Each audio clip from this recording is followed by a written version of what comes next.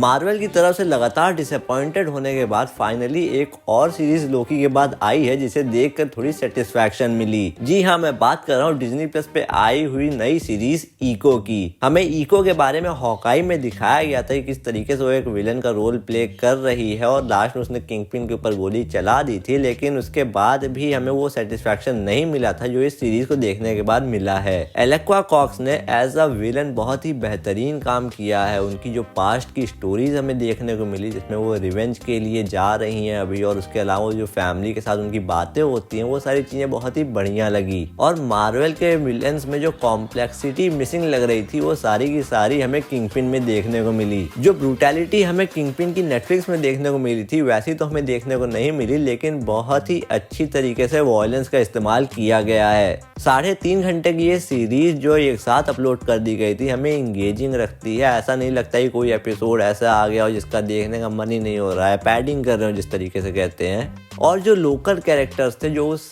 इलाके के आसपास रहने वाले थे और जिस तरीके से साइन लैंग्वेज में बातें हो रही थी वो सारी चीजें भी देख के बहुत ही बढ़िया लगा। इस सीरीज के गुड पार्ट्स अगर लोकी के छोड़ दें तो बाकी मार्वल की सीरीज और मूवी से काफी ज्यादा हैं। नए कैरेक्टर्स बहुत ही बेहतरीन तरीके से एक्टिंग कर रहे हैं, उन्हें एक बढ़िया से जगह मिल चुकी है, एक स्टेज मिल चुका है एक्टिंग का और उस पर वो खरे उतर रहे हैं। माया का अपनी फैमिली के साथ जो मूवमेंट था वो काफी इम्पैक्टफुल था। उसके पेरेंट्स के साथ जो भी उसका मूवमेंट गया वो काफी इंजॉय करने लायक था और एक्शन सीन की कोरियोग्राफी और एग्जीक्यूशन बहुत ही बेहतरीन हुआ है। लेकिन इसके कुछ बैड्स भी थे जो मुझे बैड लगे हो, आपको ना लगे हो वो अलग बात है, लेकिन जो इसकी ट्राइब वाली सीन थी वो मुझे बहुत ही अच्छी तरीके से समझ में नहीं आई, उसकी कोई जरूरत मुझे नहीं लगी। जो फ्लैशबैक्स दिखाए गए थे उन ट्राइब्स के वो काफी इनकंसिस्टेंट लगे और मुझे नहीं लगता उस फ्लैशबैक की उस तरीके से जरूरत थी हमें बताने के लिए कि माया को इको का नाम कैसे मिला। और उसके अलावा जो मुझे खराब लगा वो ये लगा कि उसकी जो सुपर नेचुरल पावर दिखाई गई है उसकी जरूरत नहीं थी। कॉमिक्स में उसकी पावर अलग तरीके से दिखाई गई थी, इसमें उसे पूरा सुपर नेचुरल कर दिया गया। कॉमिक्स में उसकी सुपर पावर उसकी मेंटल प्रोनेस थी जिसके कारण वो लिटरली